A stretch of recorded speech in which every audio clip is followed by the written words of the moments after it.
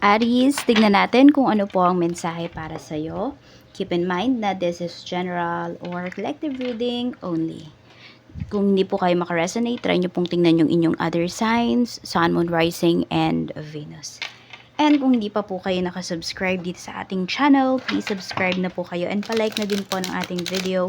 At sa mga nice pong mag-avail ng ating private readings, ng ating Evil Eye Amulet Necklace at ng ating Cures Bracelet, makikita nyo po yung link sa description box. Tarot Intentions by Aliana Rose. Okay, so ayan, ngayon lang ulit nakabalik. And I hope magtuloy-tuloy na, araw-araw na tayong may uploads. But yun nga, hindi ko naman masyadong pinipilit yung sarili ko. At saka limited pa rin yung pag-accept natin ng ating tarot readings. Okay, tingnan natin. This is for you, Aries. Your current financial status mo. Tingnan natin, okay?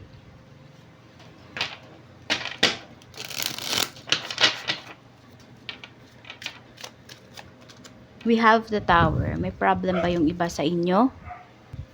Or meron ba dito kumuha kayo ng property, bahay? Ayan. Or pwedeng sasakyan din ito. Parang malakihang purchase kasi. Pwede rin. Okay, ito kasi mga pinapakita na energy, okay? Kaya sinasabi ko sa inyo. Dahil iba-iba naman kayo ng nangyayari sa buhay. So, ang nakikita ko rin kasi rito is pwede na meron po kayong may na-hospital ba? Ayan. So, namang problema yung iba sa inyo. Meron din ng loko sa inyo rito. Na-scam yung iba. Ayan. Tignan natin. Ano pa? Clarify natin yan. Ayan. Six of Pentacles. Or may tinulungan kayo rito. Na na-discover mo ba na niloloko ka lang ng taong tinulungan mo. May pagsisisi kasi akong nafe-feel. Ayan. Oh, meron kayong dinadala rito. Ang dami yung burdens. Nahihirapan po yung iba sa inyo. May utang ba kayo? Or kung hindi man kayo may utang na to, hindi kayo yung gumastos ng pera, pwedeng nakapangalan sa inyo. Pero hindi naman kayo yung nakinabang. Pero kayo yung namamroblema ngayon. May struggle talaga na pinapakita rito pagdating sa inyong kaperahan.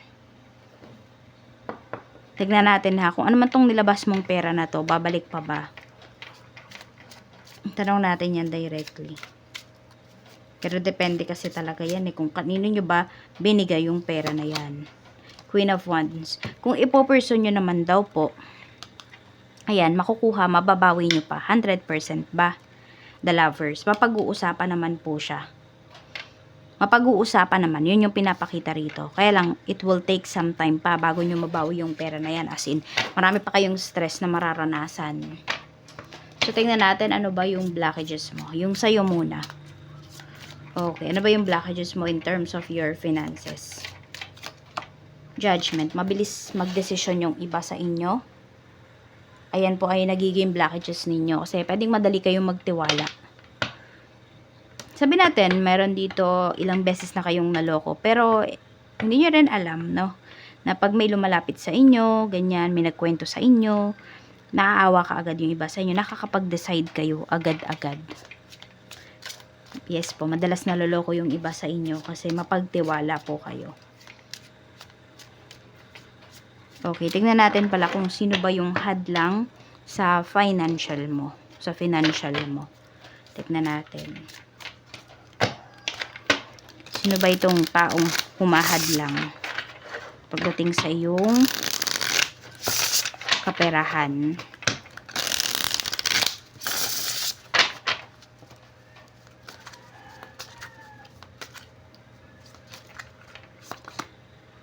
Medium hair. Ayan. So, hindi kahabaan yung buhok ng taong to. Sabihin natin, ayan po, pwedeng hanggang balikat lang. May tanda sa muka. O very visible po yung kanyang tanda. Curly hair. Okay, so ayan po. So pwedeng dalawang tao to, pwede rin naman na isang tao lang 'yan. Maiksi lang buhok niya, nakulot.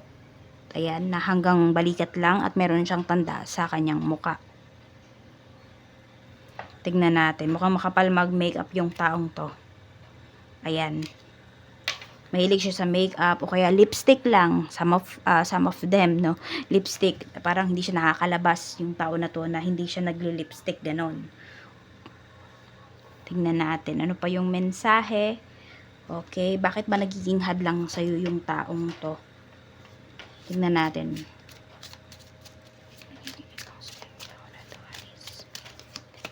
Page of Cups. Magaling to makipag-usap. Medyo mag-iingat ka lang din talaga rito, ha? Kasi pwedeng nagre-request sa'yo yung taong to. Or meron siyang sinasabi sa'yo, napao ka ng taong to. Tapos parang kapag nagkaroon ng problema, ang dali-dali niyang nalulusutan yon. Alam mo yung umi-escape po siya. Ganun. Magaling sa escape yung taong to. Magaling siyang tumakas sa mga problema. Ayan, o.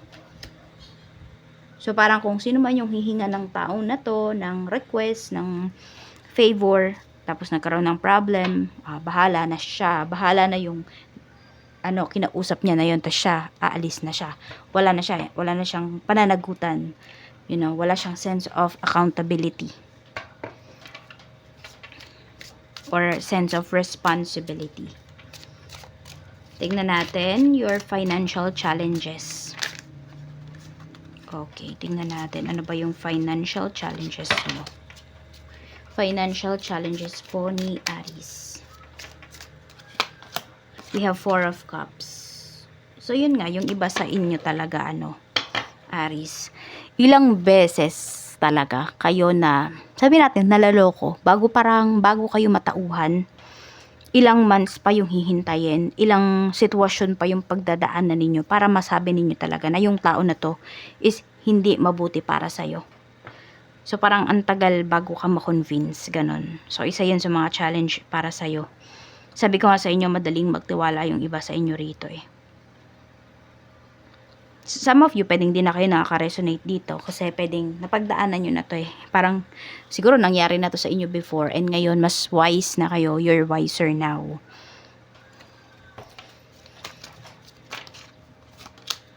Yan o.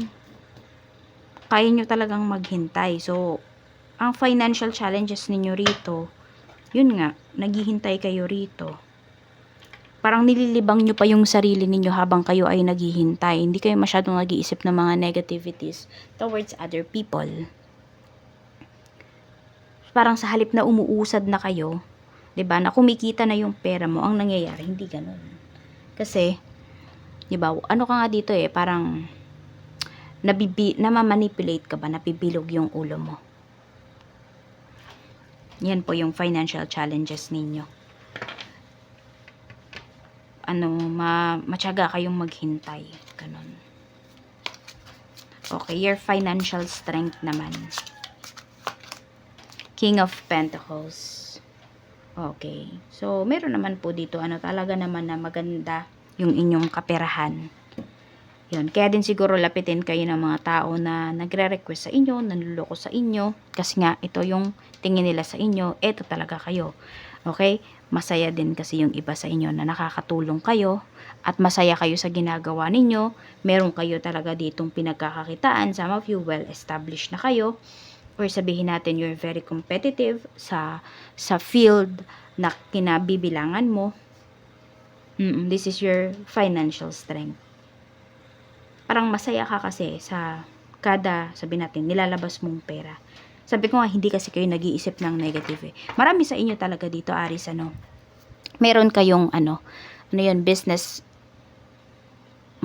business mindset, ganun. Tama ba? Basta ganun, no?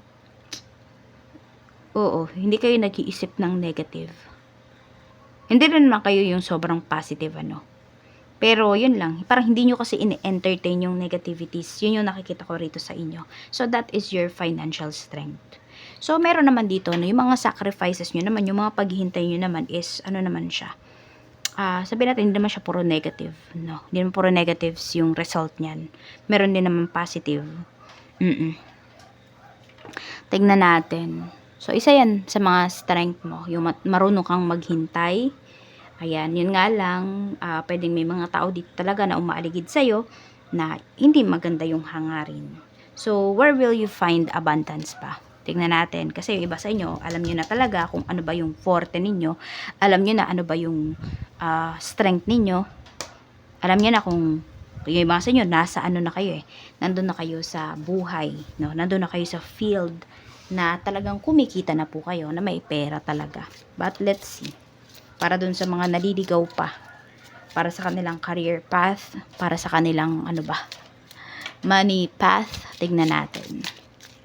Okay, 10 of Pentacles. So, some of you, mga properties talaga ang pinapakita rito sa inyo. So, pwedeng mga real estate po ito, or buy and sell. Kung kaya nyo naman bumili ng isang property, tapos, i-renovate ninyo, tapos mas mabebenta nyo pa ng maayos. Meron din ako nakikita rito, pwedeng nagpapatayo talaga kayo ng properties, tapos, yun yung binebenta ninyo. May mga ganyan na din talaga, 'di ba? Kaya lang, kailangan talaga dito malaki yung kaperahan ninyo. Malaki yung inyong kapital. Pero malaki din naman ang balik para sa inyo. Meron din palang pinapakita rito, magsasucceed kayo sa pag-breed, okay? Pwedeng ng poultry, mga ganun. Basta magpag-breed ito. So, pwedeng yung mga kinakain natin na mga, baboy, manok, mga ganon. Tingnan pa natin, saan pa kayo makakahanap ng pera. Pero ito, syempre kailangan talaga dito, may puhunan po kayo. Sabi nga, wala nang libre sa mundo. Knight of Wands, tingnan natin. More on trainings yung nakikita ko rito. Ayan, may tinatrain kayo. I don't know kung meron dito dog trainer, ganon. Or pwede rin naman hindi kayo directly nagtatrain sa yung pupunta pa kayo ng bahay, ganyan. Pwedeng nagwa-vlog yung iba sa inyo. Vlogging, you do vlogging. Pinapakita nyo paano nyo ba tinatrain yung inyong mga pets, yung mga ganun ba. The Emperor.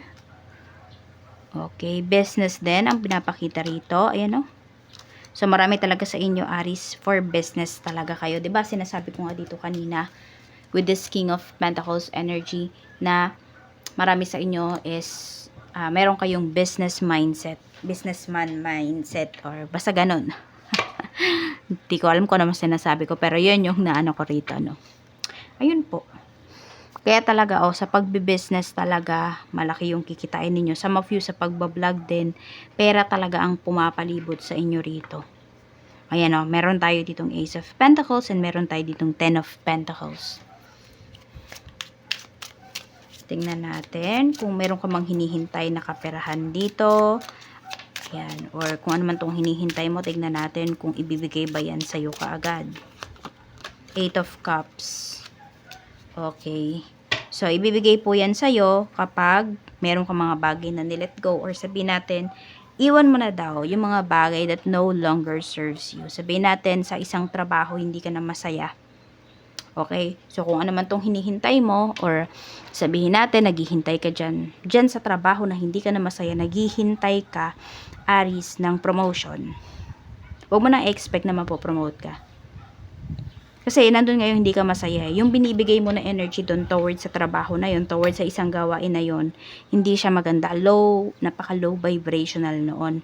Napaka-low nung frequency. Tapos nag-expect ka na dyan sa trabaho na ayaw mo na naiinip ka na, mapopromote ka. So, di ba parang contradicting yung energy na binibigay mo at yung ine-expect mo.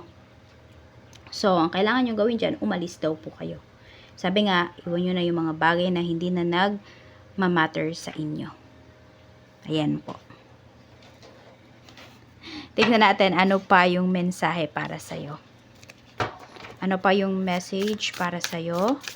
Aries. Mensahe pa po natin for Aries. Spirit guide. Tignan natin.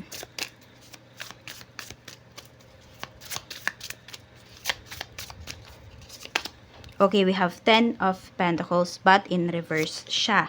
Knight of Wands in reverse din. We have the Moon.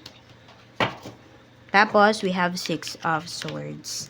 Ayan. So, yun nga. Kung nako-confuse na talaga kayo sa isang bagay, di ba? Ano ba? parang mayroon dito blessing in disguise na masasabi ninyo na matatauhan po talaga kayo. No? Sabi nga, blessing in disguise na, oh, buti na lang nangyari yon. Masasabi mo yan. Kasi, makaka-move forward ka talaga rito. Some of you talaga, need nyo na po ng bagong environment. Yan po ang sinasabi sa inyo rito. Okay, sige. Tignan natin. Pili kayo 1 or 2. Kasi may nako-confuse pa rito. It's time to go na ba? Ayan. It's time to let go na ba? It's time to go. Pili po kayo 1, 2, or 3. Sige. Pili kayo. Tignan natin yung energy. Kasi may nako-confuse pa rin dito. 1. Isa lang po yung piliin nyo, ha? Or 3. Okay, sa pumili ng number 1, tignan natin. It's time to go na ba? King of Wands. Yes po, ayan, it's time to go. Ayan, it's time to take action na para dun talaga sa mas bigger opportunities, bigger plans po ninyo. Wag na daw kayong magpaligoy-ligoy pa. Sa number 2 naman, it's time to let go na ba? The High Priestess, follow your intuition. So, marami pa rin dito naguguluhan kayo. Pero, alam nyo naman yung heart desire ninyo. Okay? Alam nyo yung, sabi natin, makakabuti rin sa inyo. Kaya, follow your intuition daw. Number 3, it's time to go na ba? The Devil, nahihirapan kayo dito. So, mayroon dito, kayo yung mas nako-confuse pala para sa pumili ng number 3. Kasi pwedeng, ayun, hindi kayo makaalis kasi pwedeng, may utang na loob kayo towards dun sa isang company, sa isang tao. Pwedeng may nagpasok sa inyo dyan sa trabaho na yan.